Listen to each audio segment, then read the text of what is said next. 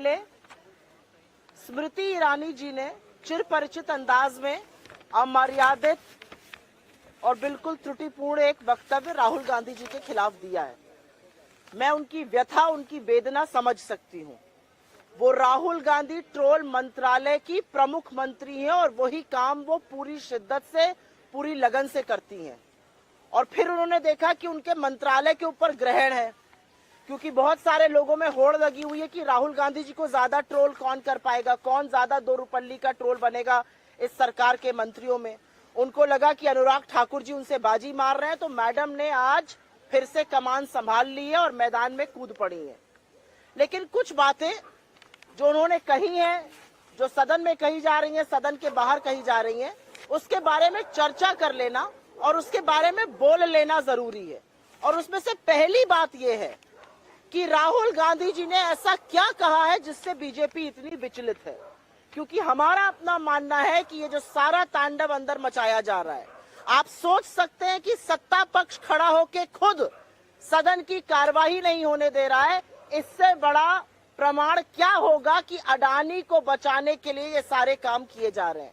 अडानी पर चर्चा ना हो, अडानी पर आक्षेप ना लगे, अडानी की काली कारतूतों पर बातें ना हो, उस पर एक शब्द ना बोलना पड़े सदन में। इसलिए सदन की कार्यवाही रोकने का काम आज सत्ता पक्ष के मंत्री, सदन के नेता खुद खड़े होकर कर रहे हैं।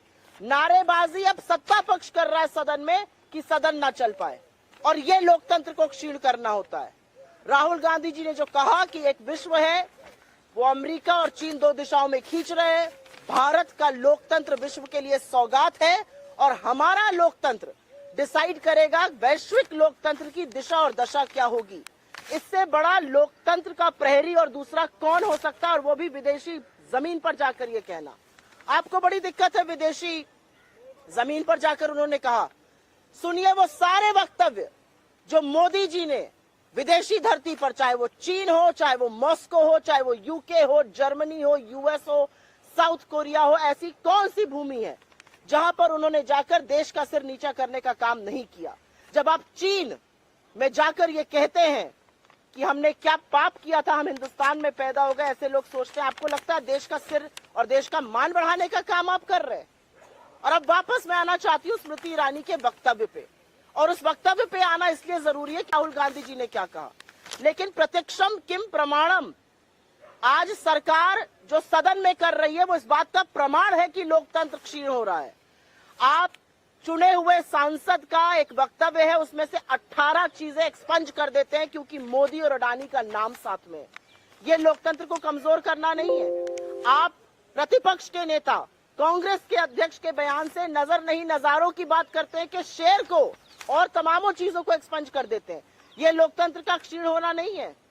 अगर एक बेबाक पत्रकार सवाल पूछता है उत्तर प्रदेश में सड़कों की हालत पर, तो उनको गिरफ्तार कर लिया जाता है, और ऐसे तमाम उदाहरण है। ये लोकतंत्र का क्षीण होना नहीं है।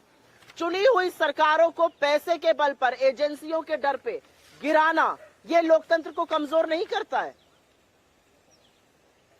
आगे मैं बताती हूँ, लोकतंत्र को कमजोर करने के इतने उदाहरण हैं कि ये लोग कहीं मुंह छिपाए नहीं छिपेंगे। लेकिन स्मृति ईरानी जी क्योंकि ट्रोल मंत्रालय को संभालती थी, उनके ट्रोल मंत्रालय पे खतरा था, उनको लगा कमान हाथ से चली जाएगी, वापस मैदान में कूद पड़ी हैं। मैं उनसे पूछना चाहती हूँ स्मृति जी, 2019 चुनाव के वक्त आपने कहा था 13 रुपए किलो पे शक्कर मिलेगी। लोकतंत्र को भूल जाइए 2 मिनट, आइए चूल्हे चौके की बात कर लेते हैं। 13 रुपए की शक्कर देने का वादा किया था, 45 पर शक्कर मिल रही है। 400 रुपए के सिलेंडर पर बड़ा प्रदर्शन करती थी आप, आज वो सिलेंडर 1200 पर है। महिला सशक्तिकरण की बात करती थी, आप ही के एमएलए का लड़का एक लड़की का यौन शोषण करता है और उसकी हत्या कर देता है उत्तराखंड में, लीपापोती आपकी सरकार करती है, आप चुप रहती हैं। आपका विधायक दोषी पाया जाता है रेप का, आप चुप रहती हैं। आपके नेताओं के ऊपर यौन शोषण के आरोप रखते हैं, आप चुप रहती हैं। तो ये सिलेक्टिव आउटरीच जो स्मृति ईरानी का है वो सर्वथा गलत है। और मैं एक बात जरूर बोलना चाहती हूँ, उन्होंने एक शब्द बोला, टुकड़े टुकड़े गैंग। इस देश का पहला टुकड़ा टुकड़ा गैंग तो सावरकर जी थे, और उन्हीं के लोग आज उसको लेकर चल रहे हैं। इस देश के 2 टुकड़े कराकर जिन्ना के साथ मिलकर सावरकर का काम था, और पाकिस्तान और हिंदुस्तान का बंटवारा।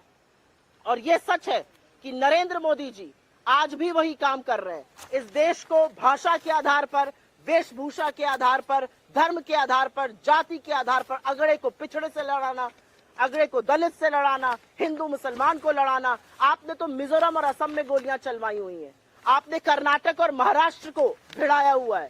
अगर ये टुकड़े टुकड़े गैंग नहीं तो असली टुकड़े टुकड़े गैंग के सदस्य और सरगना तो खुद रूलिंग एस्टैब्लिशमेंट और प्रधानमंत्री मोदी उसके लीडर है। मेरा अपना मानना है कि भारत के लोकतंत्र को बचाना हम सबका कर्तव्य है, मीडिया का कर्तव्य है। और भारत के लोकतंत्र की जिस तरह से धज्जियां सदन में और सदन के बाहर भारतीय जनता पार्टी उठा रही है, वो अपने आप में प्रमाण है कि किस तरह से लोकतंत्र कमजोर हो रहा है। I will very briefly make a statement in English on this just a little while back.